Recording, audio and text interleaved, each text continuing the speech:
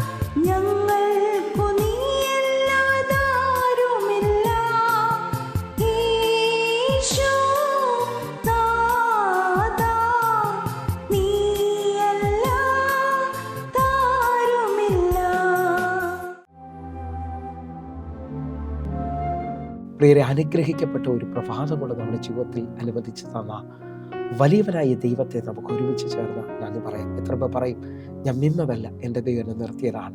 ഒന്നുകൂടെ പറഞ്ഞു കഴിഞ്ഞാൽ 2025 ജൂലൈ മാസം 30-ാം തീയതി വരെയും എന്നെയും എൻ്റെ കുടുംബത്തെയും കണ്ണിലെ കൃഷ്ണമണി പോലെ സൂക്ഷിക്കുകയും വിടുവിക്കുകയും ചെയ്ത വലിയവനായ ദൈവത്തിന് നന്ദി പറഞ്ഞുകൊണ്ട് ഈ പ്രഭാത ചിന്തയിലേക്ക് നമുക്ക് ഒരുമിച്ച് അടുത്തു വരാം.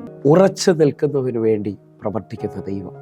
പ്രിയരെ, പ്രാരംഭ വാക്യത്തിലേക്ക് പുറപ്പാട് പുസ്തകം 14-ാം അധ്യായം അതിൻ്റെ 13-ാമത്തെ വാക്യം. അതിന് മോശ ജനത്തോട്, ഭയപ്പെടേണ്ട, ഉറച്ചു നിൽക്കുവിൻ, യഹോവ ഇന്ന് നിങ്ങൾക്ക് ചെയ്യുവാനിരിക്കുന്ന രക്ഷ കണ്ടുകൊള്ളുവിൻ. നിങ്ങൾ ഇന്ന് കണ്ടിട്ടുള്ള മിസ്രയീമ്യരെ ഇനി ഒരു നാളും കാണുകയില്ല. പ്രിയരെ, ഈ പ്രഭാതത്തിൽ ദൈവം നമ്മോട് ഇടപെടുന്ന അനുഗ്രഹിക്കപ്പെട്ട വചനത്തിനായി നമുക്ക് ഒരുമിച്ച് ചേർന്ന് ദൈവത്തിന് നന്ദി പറയാം. ഈ പ്രഭാതത്തിൽ നാം ചിന്തിക്കുന്നത് ഉറച്ചു നിൽക്കുന്നവന് വേണ്ടി വഴി തുറക്കുന്ന ദൈവത്തെക്കുറിച്ചാണ്. ഞാൻ നിങ്ങളുടെ ആത്മാവിൽ വിളിച്ചു പറയാം, ഒരു മനുഷ്യൻ ഉറച്ചു നിൽക്കുന്നു എന്ന് നാം തിരിച്ചറിയുന്നത്, ഒന്ന്, അവൻ്റെ വാക്കിനകത്താണ്. രണ്ട്, ഞാൻ മനസ്സിലാക്കിയിട്ടുള്ളത് അവൻ്റെ പ്രവൃത്തിയിലേക്കാണ്.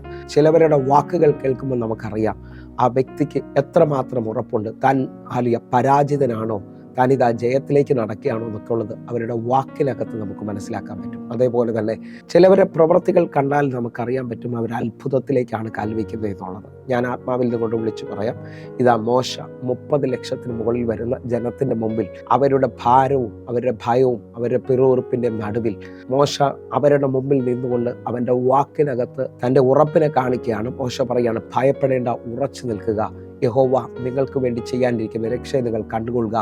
ഇന്ന് കണ്ട മിസ്രയീമ്യനെ നിങ്ങൾ ഇനി കാണത്തില്ല. നിങ്ങൾക്ക് വിശ്വസിക്കാൻ പറ്റുമെങ്കിൽ നിങ്ങളും ഭയപ്പെടാതെ നിങ്ങളുടെ വാക്കുകൾ കൊണ്ട് ദൈവത്തെ അതിശയിപ്പിക്കുന്നവരായിത്തീരണം.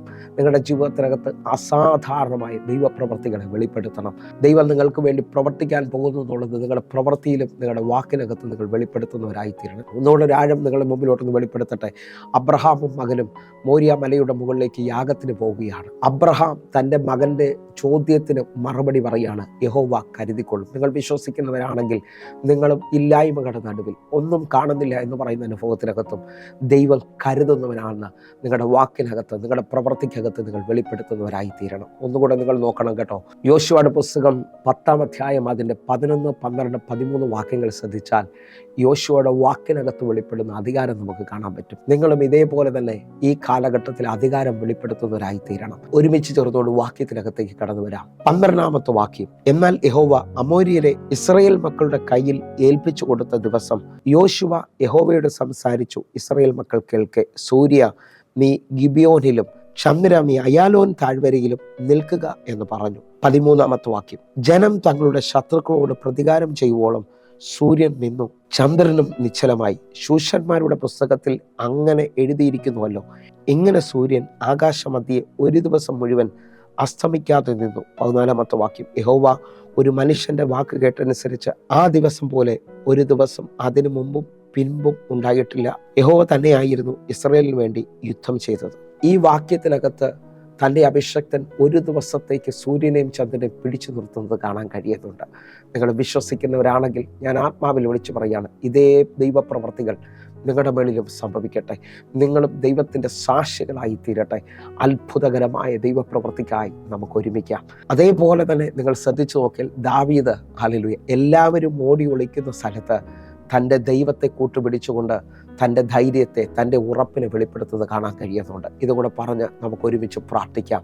1 ശമൂവേൽ 17-ാം അധ്യായം അതിൻ്റെ 45-ാമത്തെ വാക്യം. ദാവീദ് ഫെലിസ്ത്യനോട് പറഞ്ഞത്, നീ വാളും കുന്തവും വേലുമായി എൻ്റെ നേരെ വരുന്നു, ഞാനോ നീ നിന്ദിച്ചിട്ടുള്ള ഇസ്രായേൽ നിരകളുടെ ദൈവമായ സൈന്യങ്ങളുടെ യഹോവയുടെ നാമത്തിൽ നിന്റെ നേരെ വരുന്നു. 46-ാമത്തെ വാക്യം. യഹോവ ഇന്ന് നിന്നെ എൻ്റെ കയ്യിൽ ഏൽപ്പിക്കും, ഞാൻ നിന്നെ കൊന്ന് നിന്റെ തല ഛേദിച്ചു കളയും. അത്രയുമല്ല, ഇന്ന് ഫെലിസ്ത്യരുടെ സൈന്യങ്ങളുടെ ശവങ്ങളെ ആകാശത്തിലെ പക്ഷികൾക്കും ഭൂമിയിലെ മൃഗങ്ങൾക്കും ഇരയാക്കും. ഇസ്രായേൽ ഒരു ദൈവമുണ്ടെന്ന് സർവ്വഭൂമിയും അറിയും. എന്നെ കേൾക്കുന്നവരുണ്ടെങ്കിൽ ഈ വചനപ്രകാരം ദാവീദിനെ പോലെ ഉറപ്പുള്ളവരായിട്ട് ചിലതിനെ കീഴടക്കുവാൻ ഇന്നത്തെ ദിവസം തന്നെ നിങ്ങളുടെ ജീവിതത്തിനകത്ത് ചിലത് വെളിപ്പെട്ടെന്ന് പറയാൻ തക്കവണ്ണം നിങ്ങളുടെ വിശ്വാസവും നിങ്ങളുടെ ഉറപ്പും ചലിക്കണം. ഒന്നുകൂടെ പറഞ്ഞാൽ, യേശു കർത്താവ് എഴുന്നേറ്റ് നിന്നുകൊണ്ട് കാറ്റിനോട് അടങ്ങുക എന്നും തിരമാലകളോട് ശാന്തമാകുക എന്നും പറഞ്ഞതുപോലെ നിങ്ങളുടെ ജീവിതത്തിനകത്ത് വിരോധമായി നിൽക്കുന്ന ചിലതിനെ ഇന്ന് ഉറപ്പോടെ കീഴടക്കാൻ നിങ്ങൾ തയ്യാറാകണം. ഞാൻ ആത്മാവിൽ ചില കുടുംബങ്ങളെ നോക്കി വിളിച്ചു പറയുന്നു, ഇന്ന് ചിലവരെ കുടുംബത്തിൽ പച്ചവെള്ളം വീഞ്ഞാകും. ചിലവരെ ഒഴിഞ്ഞ പടകുകൾ ശൂന്യമായി എന്ന് പറയുന്നത് നിറയാൻ തുടങ്ങും. നമുക്ക് ഒരുമിച്ചൊന്ന് വിശ്വസിക്കാം, കണ്ണുകളൊന്ന് അടയ്ക്കാം. ഞങ്ങളെ സ്നേഹിക്കുന്ന ഞങ്ങളുടെ നല്ല ദൈവമേ, പൂർണ്ണ ഹൃദയത്തോടെ എന്നെ കാണുന്ന, എന്നെ കേൾക്കുന്നവർക്ക് വേണ്ടി ഞാൻ പ്രാർത്ഥിക്കുന്നു. ഇവരുടെ ജീവിതത്തിനകത്ത് അത്ഭുതത്തിൻ്റെ ദിവസമായി തീരട്ടെ. ഇവർ ചിലതിനെ കീഴടക്കിയെന്നും ഇവർക്ക് ചിലത് അത്ഭുതകരമായി സാധിച്ചു എന്നും അല്ലെങ്കിൽ ഇവർ ചിലതിനെ അവകാശമാക്കിയെന്നും പറയുന്ന ദിവസമായി തീരട്ടെ. കർത്താവെ, ഞങ്ങൾ ഒരുമിച്ച് പ്രാർത്ഥിക്കുന്നു. ഇവരുടെ ജീവിതത്തിനകത്ത് വലിയ വിടുതൽ നടന്നു എന്ന് കേൾക്കുവാൻ സ്വർഗത്തിലെ ദൈവം സഹായിക്കണം. യേശുവിൻ നാമത്തിൽ പ്രാർത്ഥിക്കുന്നു, കേൾക്കണം പിതാവേ. ആമേൻ, ആമേൻ. പ്രിയരെ, ഈ പ്രഭാത സന്ദേശം നിങ്ങൾക്ക് അനുഗ്രഹമാകുന്നുവെങ്കിൽ നമ്മുടെ യൂട്യൂബ് ചാനൽ സബ്സ്ക്രൈബ് ചെയ്യും, ഫേസ്ബുക്കിലേക്ക് നിങ്ങൾ ജോയിൻ ചെയ്യുകയും ചെയ്യണമെന്ന് ഓർപ്പിക്കുന്നു. അതേപോലെ തന്നെ നിങ്ങൾക്ക് ഈ ലിങ്കുകൾ ഒരാളിലേക്ക് അയച്ചു കൊടുക്കാൻ പറ്റുമെങ്കിൽ കൊടുക്കണമെന്ന് ഓർപ്പിക്കുന്നു. നിങ്ങളും ഈ ദിവസങ്ങളിൽ ദൈവത്തിൻ്റെ വലിയ പ്രവർത്തികൾ കാണാൻ പോവുകയാണ്. അതേപോലെ തന്നെ എല്ലാ ദിവസവും വൈകിട്ട് 6 മണിക്ക് നമുക്ക് സൂമിൽ ആരാധന കൊണ്ട് ബലപ്പെടുക. ദൈവത്തിൻ്റെ വലിയ പ്രവൃത്തി കാണും. കർത്താവിൻ്റെ കരം നിങ്ങൾക്ക് വേണ്ടി വെളിപ്പെടട്ടെ. God bless you. ആമേൻ.